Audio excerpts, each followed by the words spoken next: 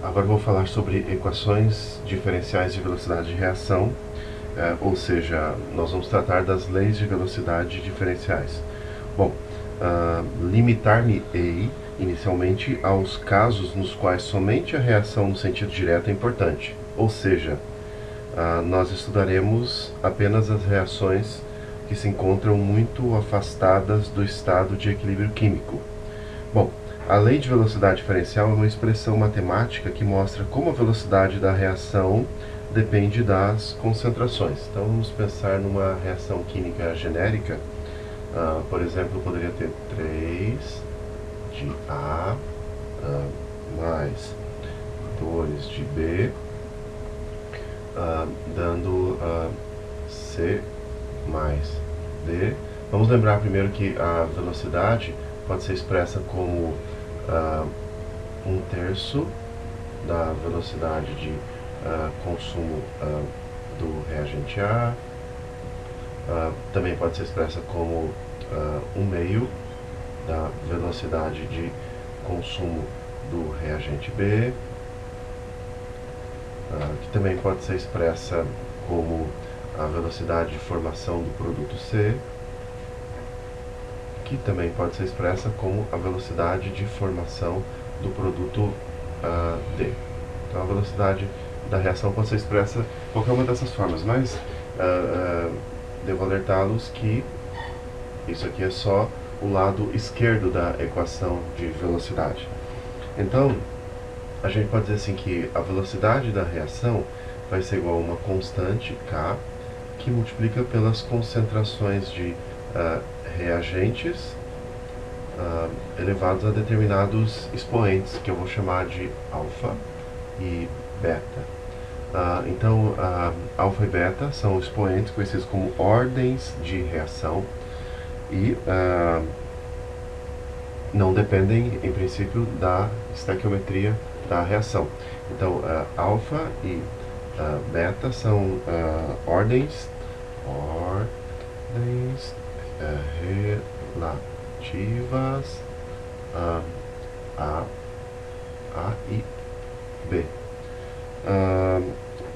Isso quer dizer que alfa mais beta vai ser a ordem global da reação.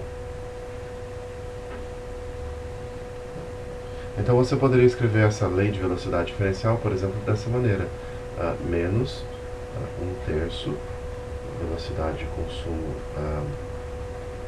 de A igual a K, que é a minha constante de velocidade, concentração de A elevado a alfa, concentração de B elevado a beta.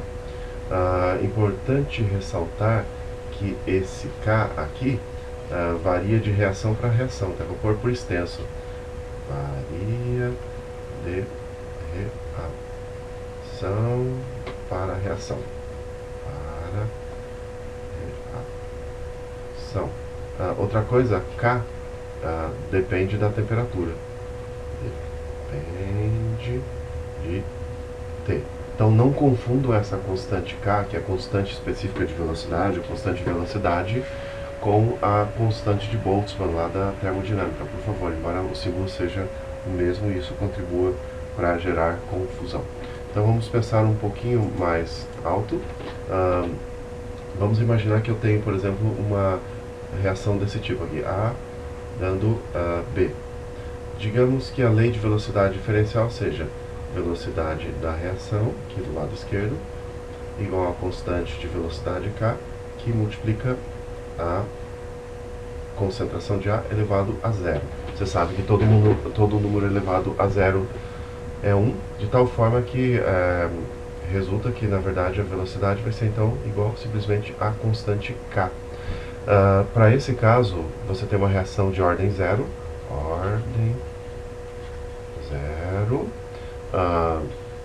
e a velocidade da reação independe da concentração do reagente A.